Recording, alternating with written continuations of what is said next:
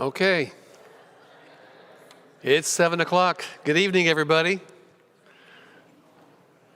If this is your first time, this is the class called The Miracles and Parables of Jesus.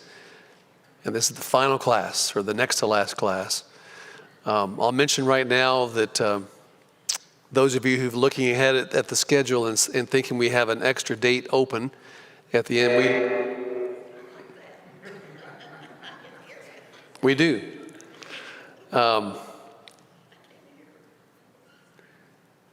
So the last class period is open for an open date or a flex date.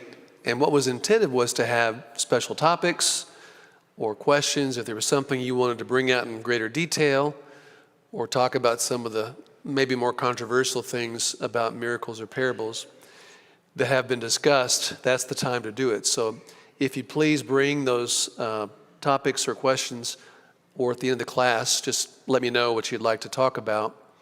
Andrew will be covering that class on Sunday. So welcome those of you who are visitors, and those of you who are joining us by live stream. We appreciate your attendance either way. And as we go into this study, let's begin with a prayer. Our dear God and Father, our creator of the universe, Lord of our lives, we thank you, Father, for giving us this opportunity to open your word and study the words of your Son as he was on the earth discussing with his disciples and with those around him about both individual responsibility and the need for watchfulness in the days ahead in our lives. Please help us, Father, to glean these things that we need to know, to become better servants, and to become well aware of your kingdom and all that it entails. These things we ask and pray in his name. Amen. So we're talking about two specific parables, Matthew 25, the parable of the talents, and then from Luke 19, it's 11 through 27, the parable of the minas. How many of you are familiar with the term mina? Just raise your hand if you say, oh yeah, I know what that is. Okay, we'll spend just a little bit of time on that too. Parable of the talents, and usually we talk about talents, we talk about what?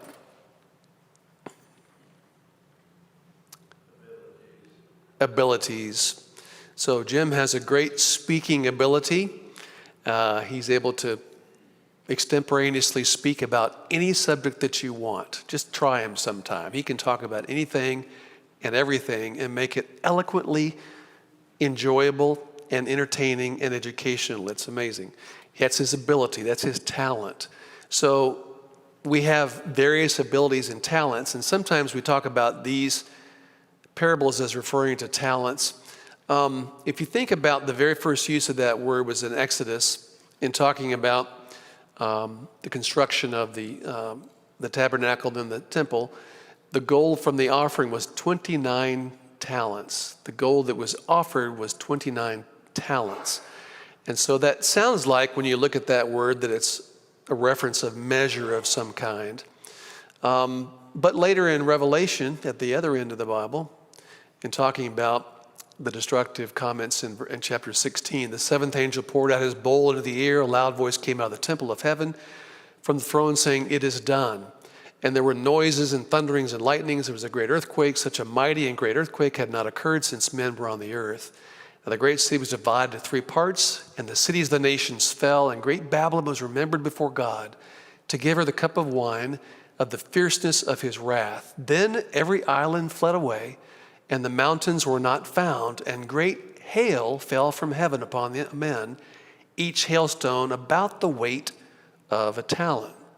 Again, a reference to a measurement, a weight of some type. And that's exactly what was referred to there as a weight. But we've already talked about the parable of the unforgiving servant. Recall that from Matthew 18. Therefore, the kingdom of heaven is like a certain king who wanted to settle accounts with his servants. And when he had begun to settle accounts, one was brought to him who owed him 10,000 talents. But as he was not able to pay, his master commanded that he be sold with his wife, his children, and all that he had, and that payment be made. The servant therefore fell down before him, saying, "Master, have patience with me, and I'll pay you all." Then the master was moved with compassion, released him, and forgave him the debt. But that servant went out and found one of his fellow servants who owed him 100 denarii, and he laid hands on him and took him by the throat, saying, "Pay me what you owe." So here we're obviously talking about a measurement of what? Money. 100 denarii, we know a denarius is a coin. 10,000 talents then is a sum of money. But in looking at this idea of money or weight, there's lots of archaeological evidence. This is from the City of David Museum, where these Hebrew weight stones, and you've seen little brass stones in the old Norman Rockwell paintings. They put it on the scale and they can measure how much it weighs. They did exactly the same thing. And here's one that has, from Babylon, a much older stone that has a hole through the middle of it. So you could do what with it?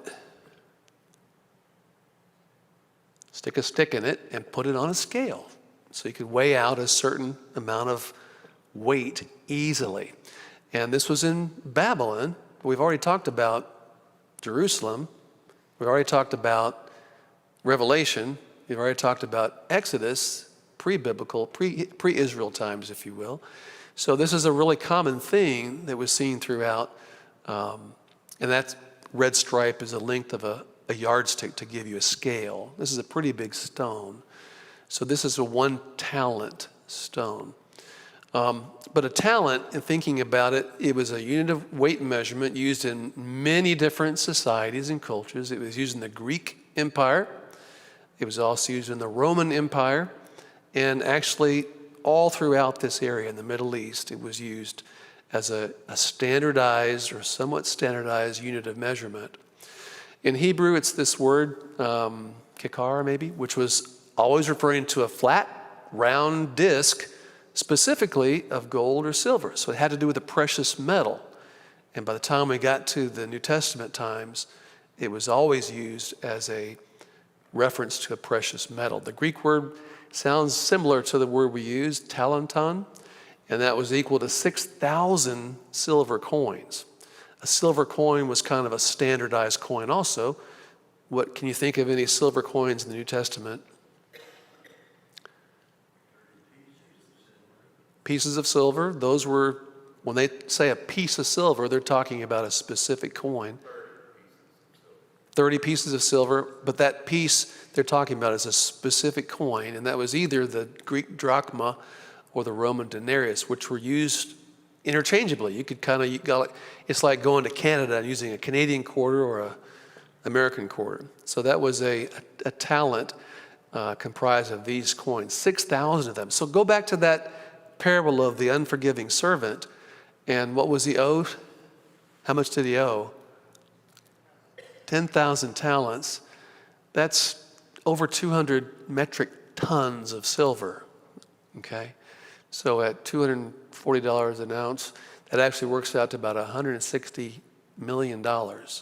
So just to dramatize that, but a ton, here's a little chart that kind of shows all the different biblical weights and measures. And a talent was about 60 minas, which was about 75 pounds of silver or gold.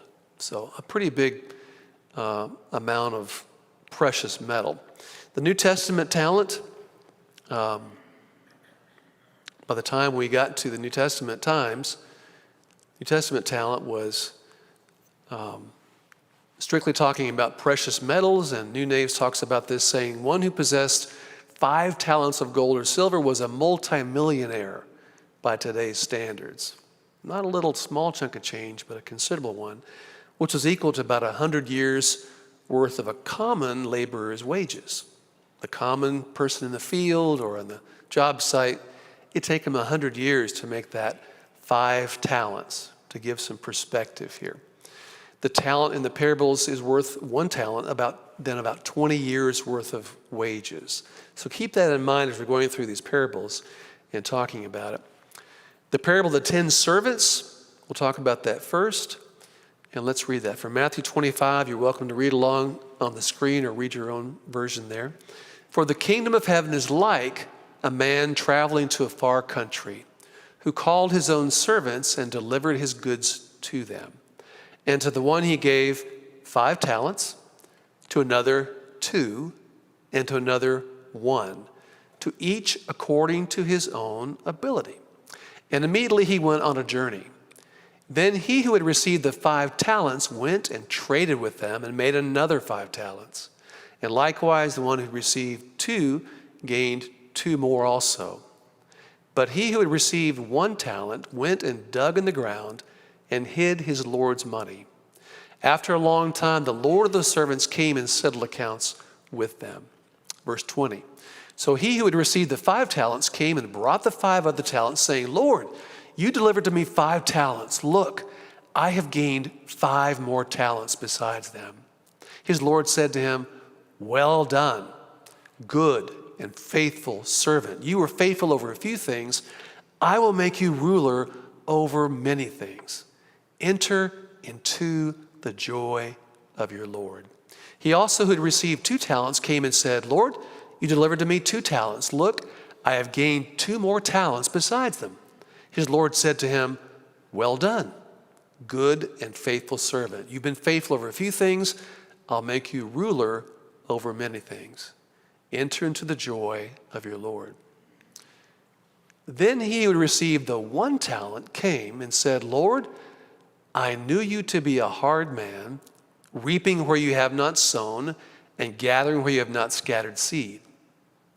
And I was afraid and went and hid your talent in the ground. Look, there you have what's yours. But his Lord answered and said to him, you wicked and lazy servant. You knew that I reap where I have not sown and gather where I have not scattered seed. So you ought to have deposited my money with the bankers. And of my coming, I would have received back my own with interest. So take the talent from him and give it to him who has 10 talents. For, in verse 29, to everyone who has, more will be given, and he will have abundance. But from him who does not have, even what he has will be taken away. And cast the unprofitable servant into the outer darkness, where there will be weeping and gnashing of teeth. This is a parable, once again, that we might say, we've heard this. We know this. We know the details of it. We've heard it maybe since we've been little toddlers. But again, on these parables, I want us to be thinking about sitting at Jesus' feet. Every time we read of these parables, it needs to have an impact upon us. It needs to be able to change us. It needs to be able to transform us. That was the effect, the impact that Jesus desired. And so it is the same with us today. It needs to have an impact. So I want you to be thinking about this story and the details of the story as if you were sitting at Jesus' feet hearing it for the first time. So let's go back to the beginning of that chapter, or the beginning of that story there in verse 14. And we read the story context begins with what? Okay, he begins with that story. The kingdom of heaven is like. And we've already talked about the effect and the need for a parable. It's taking something which is unknown and saying, well, let's give you something that you know. And so the story is given, the kingdom of heaven is like. Now let's back up and say, why is he talking about the kingdom of heaven? Look before this. Look through chapter 24.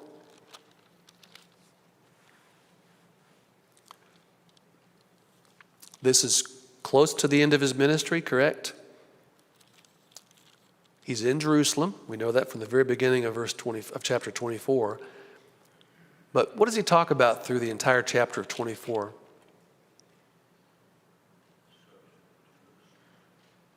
What's that? Well, the particulars deal with the destruction of Jerusalem. Okay.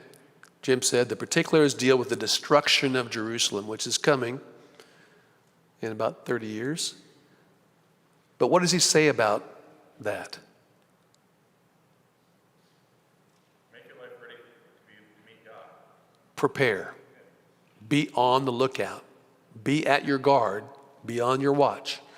Everything he talks about in chapter 24 is talking about be prepared for this change. And so if you're thinking about the kingdom of heaven, and he's made all these preparatory remarks of saying, look out, be on the lookout for this disaster that's to occur. Now he's prefacing that by now talking about the kingdom. So the kingdom of heaven will be like, and then he talks about the 10 virgins. And that story again is be prepared, be on the lookout, and be ready. And then beginning in verse 13, therefore keep watch because you do not know the day or the hour. And then he jumps in and says, again, it will be like a man going on a journey. What's the it refer to? The kingdom. It's all about the kingdom. It will be like a man going on a journey. And we know from the description that this is a wealthy man. We know that because he's got servants and, as we'll see, a lot of money. How many servants are we talking about in this parable?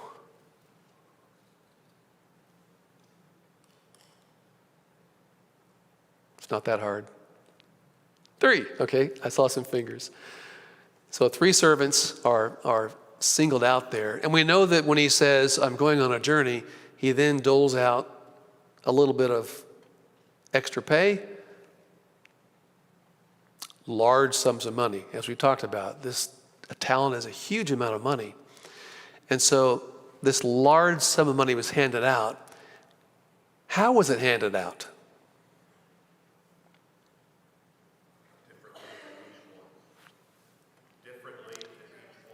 Differently to each one, Mark said. And yes, according to their abilities. What in the world does that mean, if you think about that?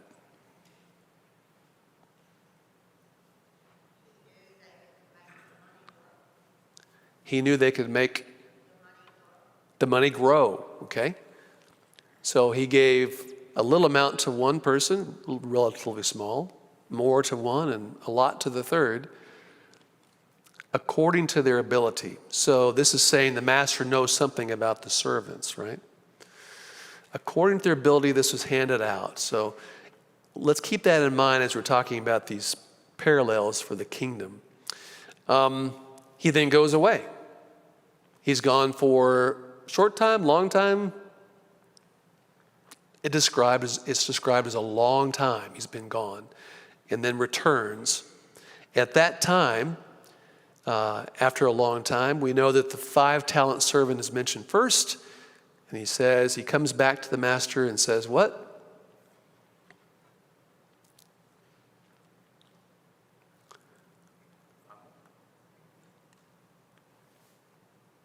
The 5-talent servant comes back and, I couldn't hear you, I'm sorry.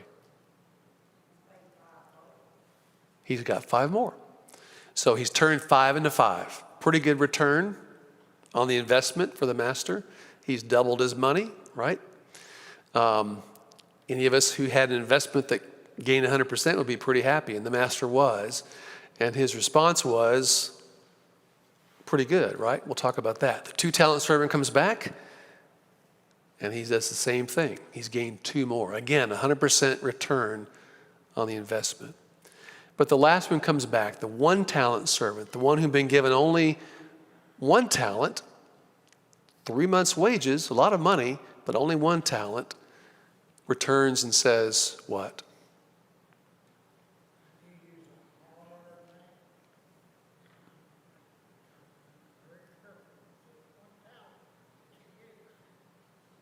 Bobby said, I know you are a hard man, and I'm going to be very careful with this money.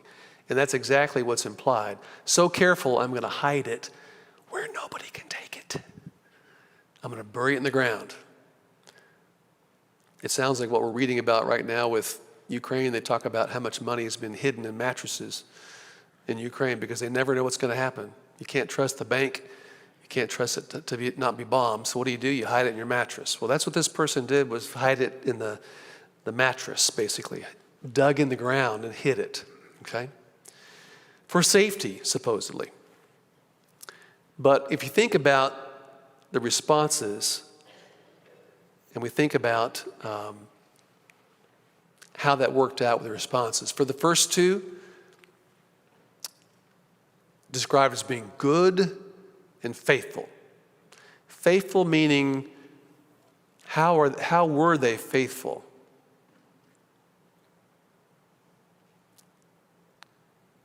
Let me ask this. Did the master tell them what to do in this account? Did he say, okay, I want you to get on E-Trade tonight, and I want you to find the best metrics, and I want you to invest that properly, not too many commodities, mostly in stocks? No. Did he do that? Didn't give any specifics at all in this story. So how were they faithful?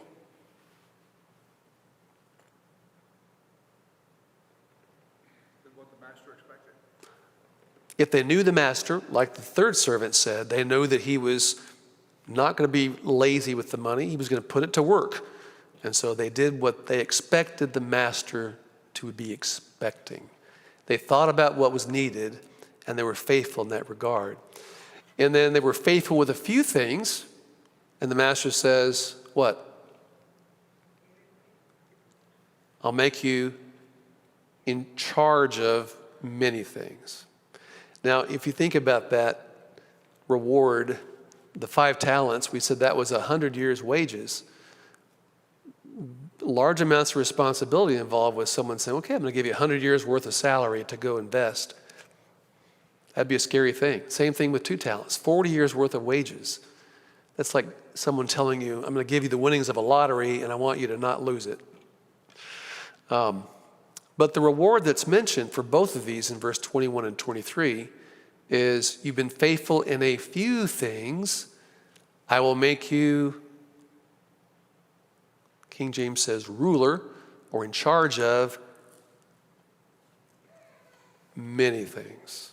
Okay? You've been faithful with a few, I'll make you responsible for many. It's interesting because both of these individuals were good and faithful. They made money, but how were they rewarded? Yes. Has it ever happened to you in your job? Good job, John. I'm going to put you in charge of these other 2 jobs. Oh, thanks. So that may sound like something which is perhaps not such a good thing. But look at a couple things here. One, they were rewarded equally. One produced a lot more income than the other, and you might have said, well, they did a better job, a more responsible job, because they had more than twice as much money to handle, but they were rewarded equally. And number 2, it was, as Jim mentioned, with increased responsibility. Is that what you want? But when he describes that, what does he say after that? Yes. Come and share in your master's joy, your master's happiness. So whatever that increased responsibility is, it's a job well done and a more satisfying set of jobs to be done. Enter in and share in the master's joy. Beautiful picture. Think about when you've been busy with a project or something, and you've worked hard and it's been difficult to figure out all the details and to get all the right things done and accomplished, and then you're done. What does that feel like?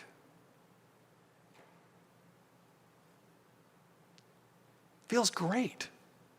As Solomon said, his glory was to enjoy the labor of his hands.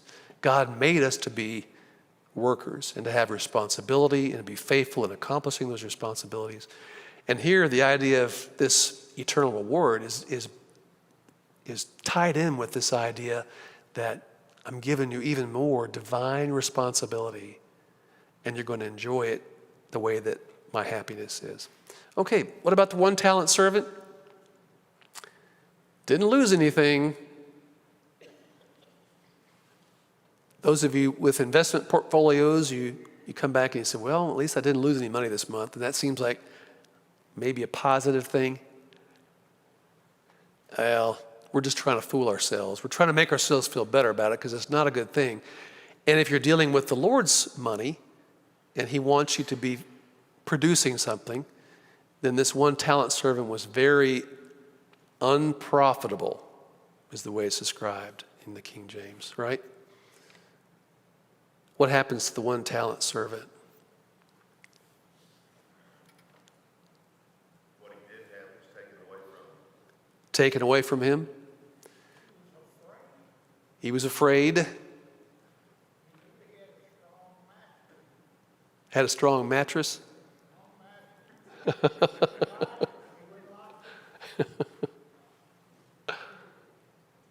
The Federal Springs account. So he was afraid, and the master says, take this unworthy servant outer darkness. This metaphor, it's been in a bunch of movies. The movie Gravity, if you remember that movie. The idea of being untethered from your spacecraft and slung out into space is terrifying.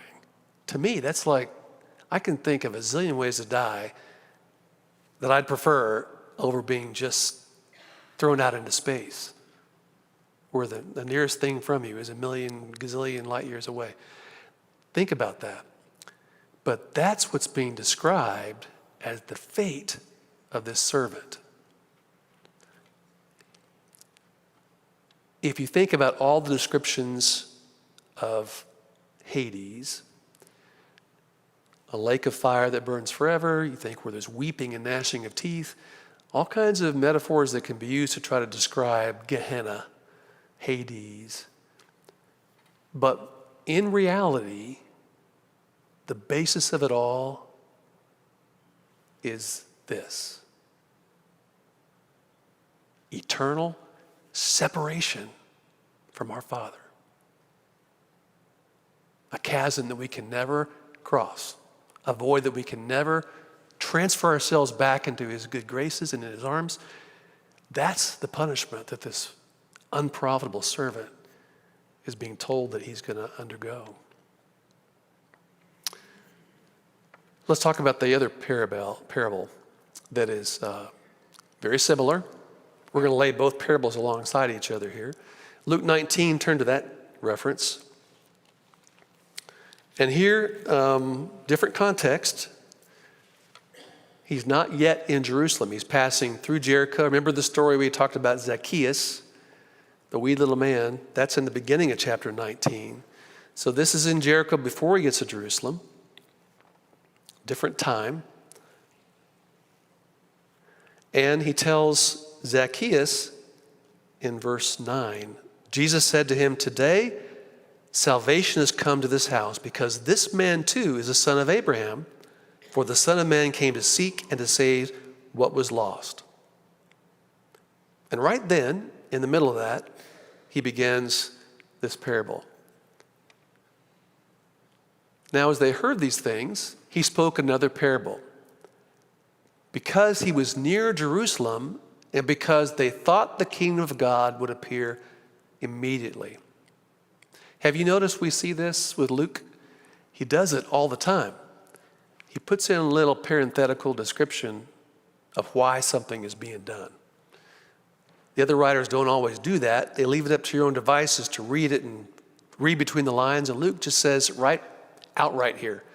He says the parable is being told because he was near Jerusalem and because they, meaning his disciples, thought the kingdom of God would appear immediately. Therefore he said, a certain nobleman went into a far country to receive for himself a kingdom and to return. So he called 10 of his servants, delivered to them 10 minas, and said to them, "Do business till I come." But his citizens hated him and sent a delegation after him, saying, "We will not have this man to reign over us." And so it was when he returned, having received the kingdom, he then commanded these servants to whom he had given the money to be called to him, that he might know how much every man had gained by trading. Then came the first, saying, "Master, your mina has earned 10 minas." He said to him, "Well done, good servant, because you were faithful in a very little, have authority over 10 cities." And the second came, saying, "Master, your mina has earned 5 minas." Likewise, he said to him, "You also will be over 5 cities." Then another came, saying, "Master, here's your mina, which I have kept put away in a handkerchief, for I feared you, because you are an austere man. You collect what you did not deposit, and reap what you did not sow." And he said to him, "Out of your own mouth I will judge you, you wicked servant. You knew that I was an austere man, collecting what I did not deposit, and reaping what I did not sow. Why then did you not put my money in the bank, that at my coming I might have collected it with interest?" And he said to those who stood by, "Take the mina from him and give it to the one who has 10 minas." But they said to him, "Master, he has 10 minas. For I say to you that to everyone who has will be given, and from him who does not have, even what he has will be taken away from him. But bring here those enemies of mine who did not want me to reign over them, and slay them before me." So we see some differences between the two parables. A lot of similarities, and a lot of scholars have tried to make these fit the same location and timing and context because they're so similar. But I would present to you the idea, Jesus preached for how many years? Nearly 3 years. All over Judea, all over Galilee, all over many different regions. Do you think he never repeated anything? What's the basis for education? Repetition, repetition, repetition. How many times his disciples hear the same thing and still said, "Is your kingdom coming now?" I can just picture Jesus going, "Say it again." So I would tell you, I think that this is 2 stories being told in different locations at different times. And Jesus knows the particular audience he's speaking with and maybe changes the story a little bit to fit better that particular audience in that particular time. And I want to point out some things that might fit why these stories differ slightly like this. So, first of all, the mina. Talents versus minas. We didn't see any hands raised, so we'll talk about it in just a moment. If you look in Ezekiel 45 and verse 9, this is the first reference about minas that I could find. And in speaking about the inequities of Israel and how they were unjust in their business tradings and so forth, he actually commands them to have specific, equal weights and measures. It's almost like saying, you can't just, I was in Mexico a few years ago and I bought some gasoline and someone said, "How much did you get? How much was it?" and so forth. And they knew the area. And strangely enough, the tank said I had about half a tank left, but I filled the entire tank according to the meter on the pump. The pumps aren't regulated. They're not standardized. And if the owner of the gas station says, "I think I need some more pesos," they just change it. And you think you're getting a certain number of quarts or liters, but you're not. You're getting less. And that was happening in Israel. And he said, God said, through Ezekiel, we need this standardization. We need fair business practices. And one of those things was to say, okay, as you read across here, all these different measurements were discussed, including the mina and what a mina would cost and be. So the mina was a basic standard of weight amongst the ancient Hebrews. It was equal to 100 of those coins, those silver coins, and about 3 months' wages was that mina. But it literally became known as just a bag of gold. And a bag of gold coins could be felt by a merchant, and they'd say, "That's a mina." Or they'd say, "That's not a mina. I need more." And then they might count it out. But they would actually just kind of feel it. A handful bag of gold was a mina. So this parable of the 10 minas is 10 bags of gold. This is a man of noble birth, a little different than the other because it says he's nobility. He's not going away on business, but he's going to do what? Receive a kingdom. He's gone, called away to be made king somewhere. So he's noble, going to be a king. And there's a little twist that Luke puts in the story when he says what?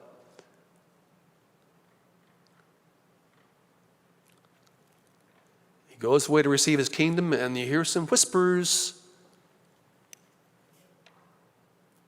They didn't like him. Exactly.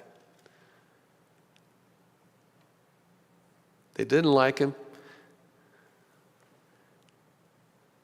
And how many servants are called? 10. Each given 10 bags of gold. Nothing said here about abilities, according to their abilities. They're just each given an equal amount of gold. We said that was about 30 months' wages. Was an order given this time to do something specific? Yeah. They were given a job. Say, be profitable with this. Implied, don't mess around and sleep on this. So they actually were given an order to do this. Put this money to work until I return. Now, looking at Luke 19, they all popped up. So the first servant comes and says, here's your 10 minas, and sounds familiar, I've doubled your money. Here's 10 additional bags of gold. This coin on the right side, by the way, if you look at the lettering on the bottom in Latin, MNA, that's a Roman coin, which was called, guess what? A mina. It was a gold coin that was worth about 3 months' wages, and they actually had one coin that was a large coin made for this. So what was the reward?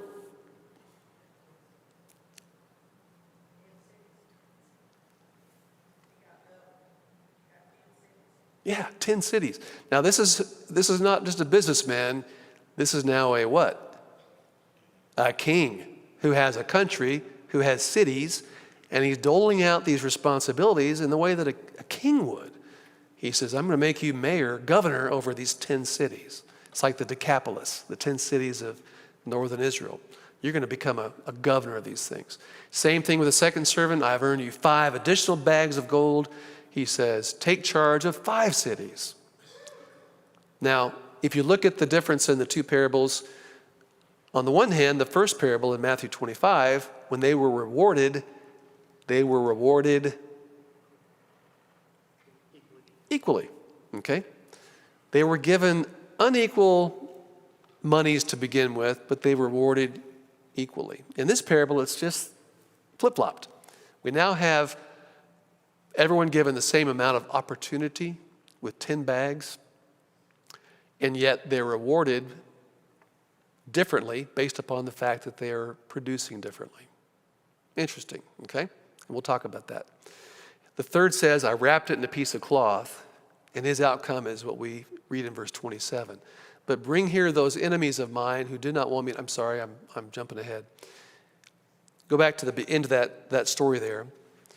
The third came and said, Sir, I've laid it away in a piece of cloth. I was afraid of you because you're a hard man.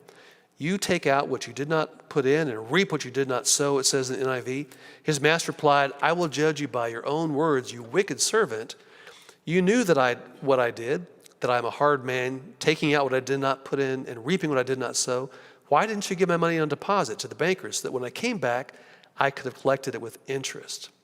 Then he said to those standing around, take his mina away from him and give it to the one who has 10 minas. And he says the same thing about everyone who has, more will be given. Those who have nothing, even that will be taken away. Then he says, a little bit different here in verse 27, is that particular servant cast into outer darkness in this parable? Nope. Punished by taking away his monetary opportunities, but those people that grumbled against me while I was gone, bring them here, those enemies, and slay them before me. So a little different twist than the other Matthew 25 account, right?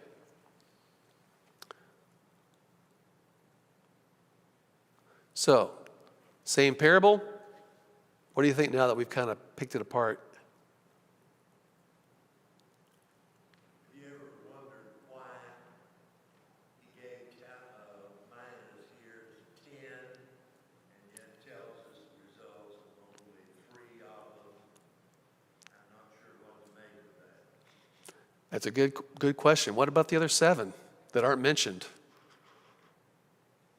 What did they do? At the very least, I suppose we can infer that he treated them in the same fashion as he treated the others. That would be one inference. Yeah. We don't know. They're not mentioned. We don't know. And we can't really extrapolate and say, well, we know that this and that. We can't really do that with a parable, right? And you can't take a parable and, as we said, overreach on the elements. We can't take every element of a parable and say, this has to mean this, this has to mean this. But we can infer a lot of things about this particular parable. We know, again, like I mentioned, that the context is both geographically and temporaneously not the same, very much different. Location-wise, we know that there's 2 different locations, one in Jerusalem, one in Jericho, by the writer's specific description. And we know the timing is different in terms of when that occurs in Jesus' ministry. Now, there's a little bit of difference, too, in the elements of the stories. If you say that one sounds more spiritual and one more physical, could you make a distinction there between the 2?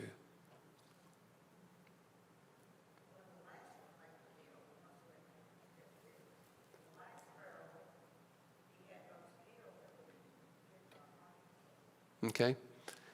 This other twist the story, the ones that were dissidents that said, I don't want to be led by you. He said, bring them before me and you'll be killed. Also in that story, he talks about distribution of cities by a king. That sounds maybe a little more physical too.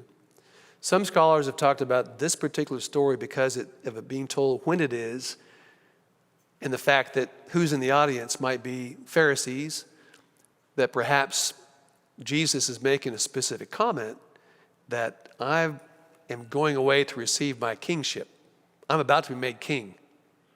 When I'm crucified, I am now the head of a kingdom. But those that are dissidents, the Pharisees, are saying, we don't like this guy. In fact, we're trying to kill him.